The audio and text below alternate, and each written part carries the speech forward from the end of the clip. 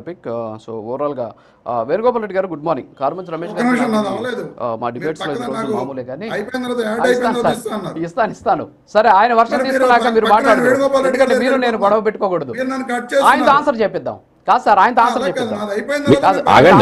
చెప్తాం కొంచెం మీరు చెప్పింది కదా. సరే ఒక్క నిమిషం ఉన్నాడు సార్. సరే ఒక్క నిమిషం వేణుగోపాల్ రెడ్డి గారు వినండి. రమేష్ గారు నేను మీకు అడ్డు తగలను, మీరు మాట్లాడేసేయండి. ఓకే, నన్ను లాగొద్దు. మీరు ఏదైనా టీడీపీ వాళ్ళని అడగండి. ఓకే, మీరు మాట్లాడండి. ఎస్, అందుకే చెప్తున్నా. ఇప్పుడు నాది అయిపోయిన తర్వాత మీరు యాడ్ అయిపోయిన తర్వాత ఇస్తా అన్నారు. ఇప్పుడు జోగి రమేష్ గారి విషయాన్ని మీరు మాట్లాడండి. ఖచ్చితంగా జోగి రమేష్ గారి కుటుంబం ఆ విధంగా తప్పు చేసి ఉంటే ఖచ్చితంగా వాళ్ళ మీద వాళ్ళ శిక్షార్హులు, వాళ్ళు ఖచ్చితంగా చర్యలు తీసుకోవచ్చు. మీరు అడిగారు వాళ్ళ మీద వెంటనే ఎందుకు ఇమీడియట్ గా అరెస్ట్ చేయలేదని చెప్పి అడిగారు. వాళ్ళు కూడా ఎంక్వైరీ చేసే టైం ఉంటుంది కాబట్టి వాళ్ళు ఎంక్వైరీ చేస్తున్నారు. ఆ ఎంక్వైరీలో నిజంగా తప్పు చేసి ఉంటే వాళ్ళని ఖచ్చితంగా అరెస్ట్ చేస్తారు.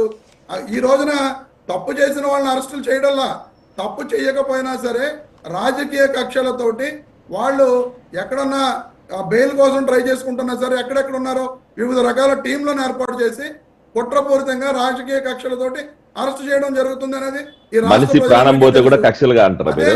రాష్ట్రంలో జరుగుతున్న రాజకీయ వికృత క్రీడ. ఆ క్రీడలో పావులుగా రకరకాల కేసులు, రకరకాల వ్యవహారాల్లో ఈ రాష్ట్ర ప్రభుత్వం ముందుంటుంది. ఇప్పుడు భోగాపురం ఎయిర్పోర్ట్ ప్రారంభోత్సవం ఉంది, దాని గురించి అల్లర్లు సృష్టించడానికి జగన్మోహన్ రెడ్డి గారు వెళ్ళారని చెప్పి జనసేన ప్రతినిధి గారు మాట్లాడారు.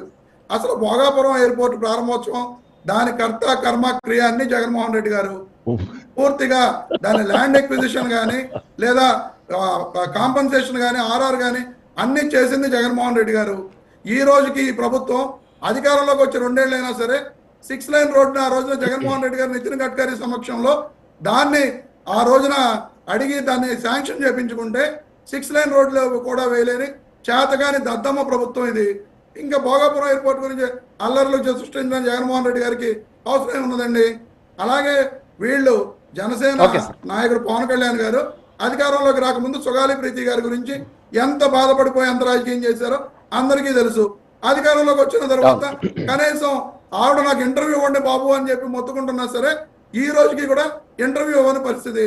దాన్ని రాజు గారు కూడా ప్రశ్నించి పాప ఇంటర్వ్యూ ఇప్పించవలసిందిగా పవన్ కళ్యాణ్ గారి దగ్గరికి ఇంటర్వ్యూ ఇప్పించవలసిందిగా రాజు గారిని కోరుతున్నాను.